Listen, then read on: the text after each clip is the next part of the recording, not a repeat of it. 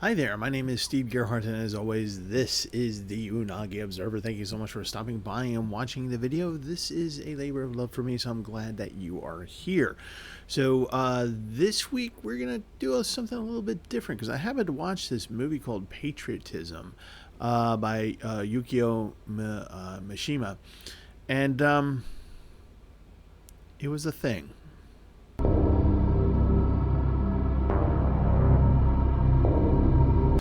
All right, so this movie actually goes by two names. What most people here in the West can find it under is under Patriotism. It's part of the Criterion Collection. It also goes under the name of The Right of Love and Death, right as in Rite.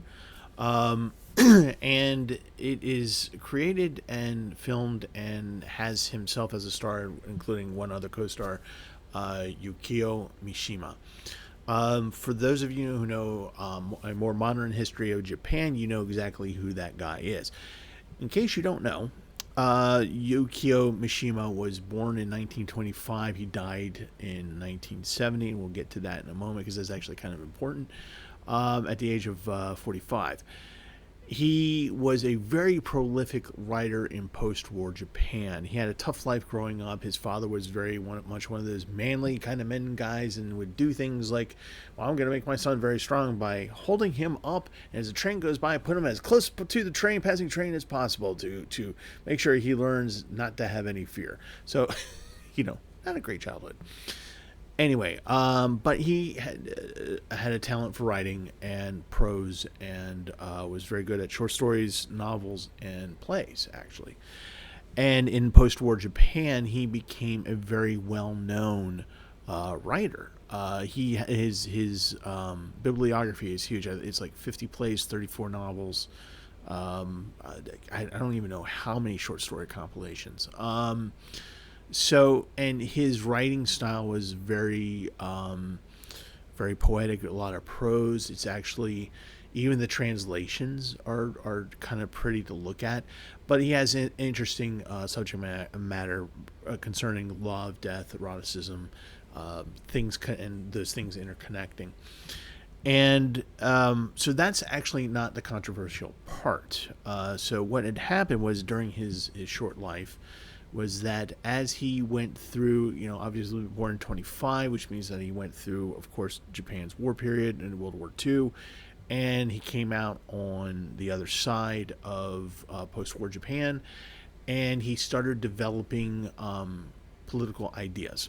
And his political stance was one of basically reactionaryism, right-wing reactionaryism. Basically, it grew over time, so it wasn't like it was overnight. It was something that just kind of grew and grew and grew. And what it was happening was that he was kind of looking at the communist and socialist parties within Japan at that time, in the post-war period, from American occupation on, and was kind of looking at them and just kind of like going, okay, you're getting away from what it means to be Japanese. So and he very much wanted a sort of a cultural going back to Japan, not necessarily like throwing away modernity, throwing away all the technology and stuff like that, things like that, like they did in the Satsuma Rebellion. But his idea was like, culturally speaking, of course we want to be modern to be able to be active within the world, but we want to go back to some of the more standard cultural practices and ideas and things and of Japan of the past. He does come from a samurai family, so that means that in post-war Japan, there's no such thing as samurai at this point, but there are families that can trace their lineage to being samurai families. He could do that, so he wanted to harken back to that time of like, here's what the women's role in life is, here's what the man's role in life is in Japanese society of that time. The emperor is to be revered. We should eventually got to the point where he said, and we need to actually do away with the Article 9 of our Constitution, which says that war is illegal, and we need to have our own army again, and for self-defense, something greater than the Japanese self-defense force. That's what he was looking for. He was never much of a politician himself. Like, he was actually invited to try and go up against a socialist guy running for mayor of Tokyo, and he declined because he's just like, no, that's not what I do. This is how I want to combat this, which is kind of interesting. He was actually nominated for the Nobel Prize for Literature a couple times, and very well known, very well written. So some of his stuff, his early stuff, is really kind of interesting. If you happen to come across it, I encourage you to read it. Once it starts getting into the right wing reactionary militarism, then maybe not so much, but you know, a lot of his stuff is actually quite good. So this movie, Patriotism, or Rite of Passage of Rite of Love and Death, is a movie he decided to make, and he based it on one of his short stories called Patriotism, and he did it in secret in 1966. Sorry. And in 1966, over the course of 2 days, he filmed this short movie. It's about 29 minutes long. And it's part of the Criterion Collection. So if you have a way to access the Criterion Collection, you can actually watch this movie. And and like I said, it's based on Patriotism, which is based on a attempted military coup in February 26, 1936, which failed, which was basically an attempt to purge weak-kneed people in the Japanese military in the name of the emperor. It failed, and pretty much everyone unalived themselves. I have to watch what I say because the YouTube censors might get me on this. So what Mishima wanted to do was in a short story, was basically create an allegory of, you know, this is what happened. I'm going to tell you the story about that and apply it to today in 1966 Japan, where, you know, we really need to go back to our state of militarism and purity of the samurai and purity of Japanese culture. And unfortunately, there are things that get in the way of that, and we're going to romanticize the failure of being able to do that in the hopes of getting people angry enough to actually go, well, we'll succeed this time. That was his goal, actually, with this movie. And the movie is literally just himself as the lead role as the lieutenant. There's a co-actress in there that plays his wife, Reiko. And it's very interesting because there's actually two versions of there's an English version and there's a Japanese version. In both versions, it's shot as a silent movie. It's in black and white, and there's no spoken dialogue. Like, you can see them speak, but there's no spoken dialogue. And the movie starts with a scroll and two gloved hands, you know, as of a military officer, spreading open the rolls of the scroll. And in the Japanese version, it's all Japanese. In the English version, it's actually the scroll is rewritten in English. There's a couple of misspellings in there. It's kind of interesting to see. But the point is that he wants to get this message out there. So when I say there's an English version and there's a Japanese version, it's really about how the scrolls are written. And the scrolls act like in a silent movie of, here's the thing, here's what you're supposed to understand, and da-da-da-da-da. So it talks about the coup that fails, and they don't know that Mishima's character, the lieutenant, had a role in it, because he was actually kept out of the actual coup itself, because they knew that he was the only one member of the coup that was actually married. And so they were like, why don't you stay out of it, and then if this succeeds, then you can move forward from there. Well, it fails, and he realizes that he's going to be ordered to execute his friends the following morning. And he decides that he just goes, I cannot do that. I cannot do that to my fellow soldiers. This is not the right thing to do. And it's kind of odd that I'm doing this in the name of the emperor, because I was doing the coup in the name of the emperor. So has conflicting, conscience on this, and he decides that the solution is to commit seppuku, to unalive himself. His wife, when he comes home, his wife sees this, understands it, and says, I will join you. So she is going to do the same thing. And he says, great, let me go first, and then you can follow me, and then we can be together in the next world. Isn't this wonderful? Like, literally, isn't this wonderful? And they're doing it. What's interesting is that they actually set up a no theater space. So, no theater has a specific kind of like an outdoor element, indoor element, and then where the musicians are supposed to be.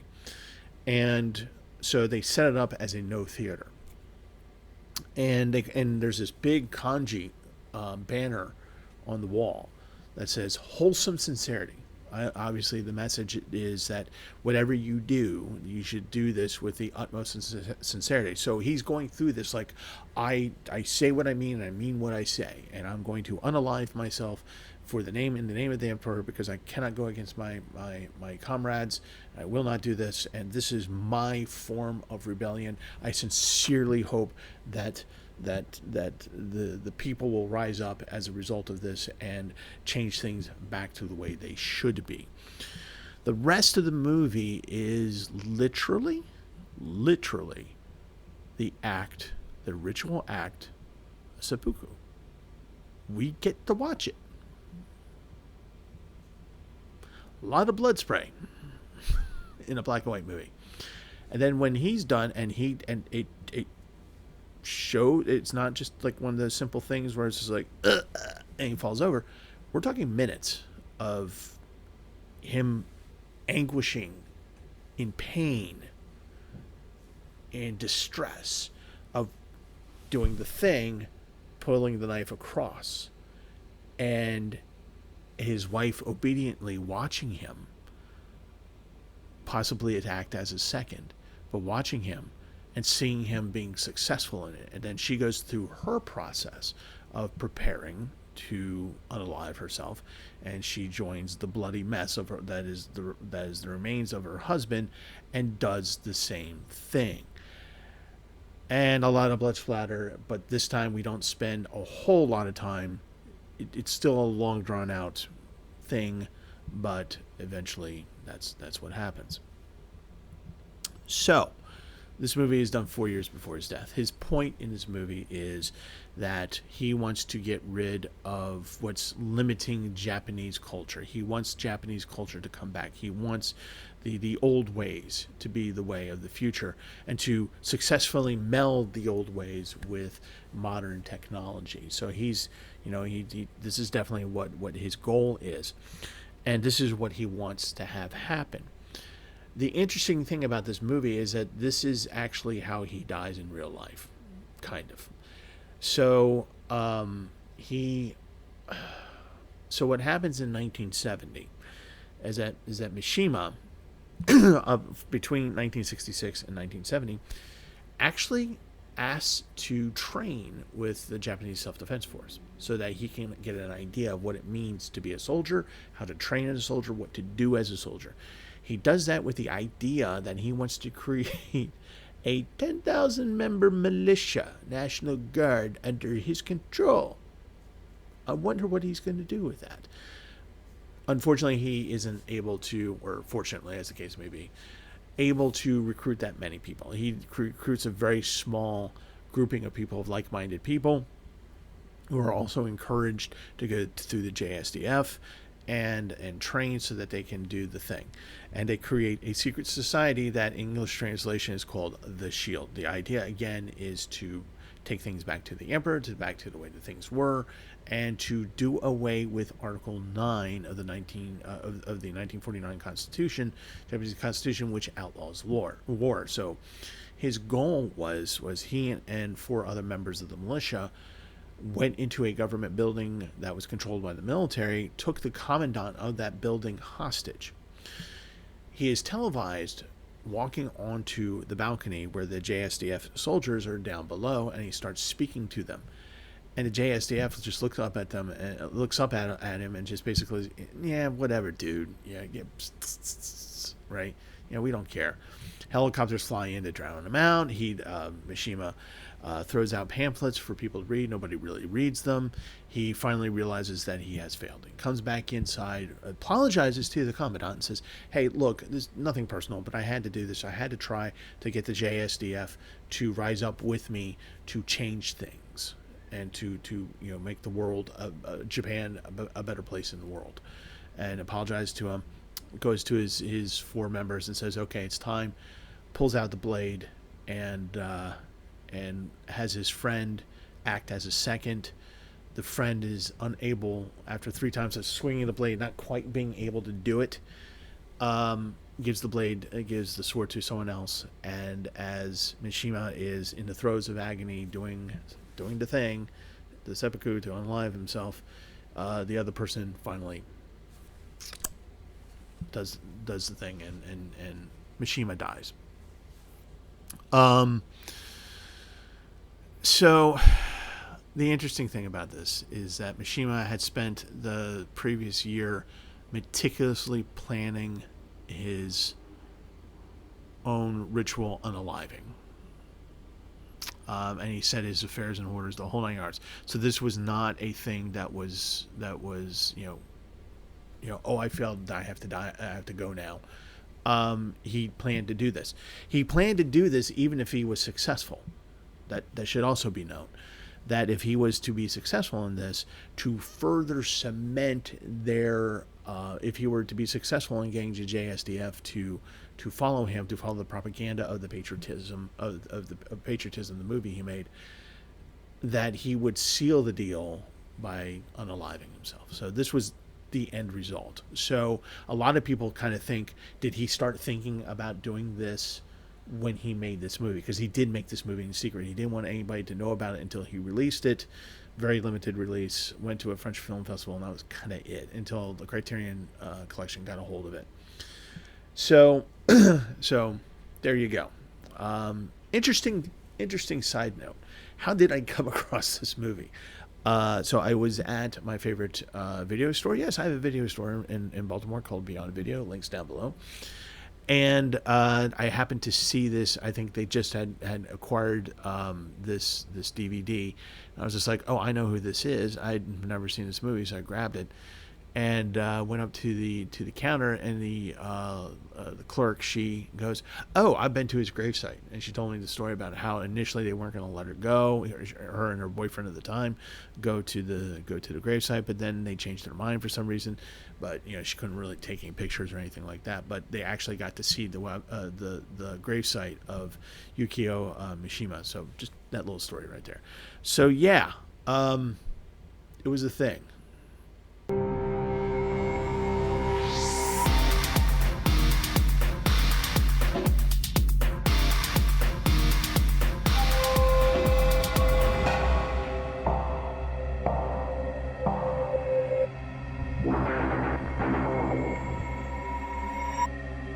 All right, so that's going to be it for this week, and patriotism. I think it would probably be an interesting thing to watch. Just understand there's going to be a lot of gore to this. It's about unaliving yourself over principles. Not my suggestion, not my choice, but just throw it out there. But in terms of a historical context, I think this is a very interesting thing to take a look at. I think it's an interesting thing to maybe watch this movie and do a little bit of a dive into Yukio Mishima's life and his work, because some of his work is actually quite beautiful.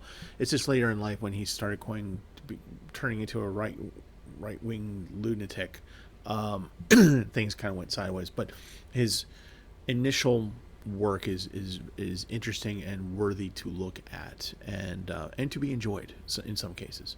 So yeah, patriotism. I'm not going to give it a thumbs up or a thumbs down. I think it's just something that if you're interested in a historical context, give it a watch and come up with what you think and let me know down below. All right, so that's going to be it this week. And even though we didn't talk about anime, as always, watch more anime.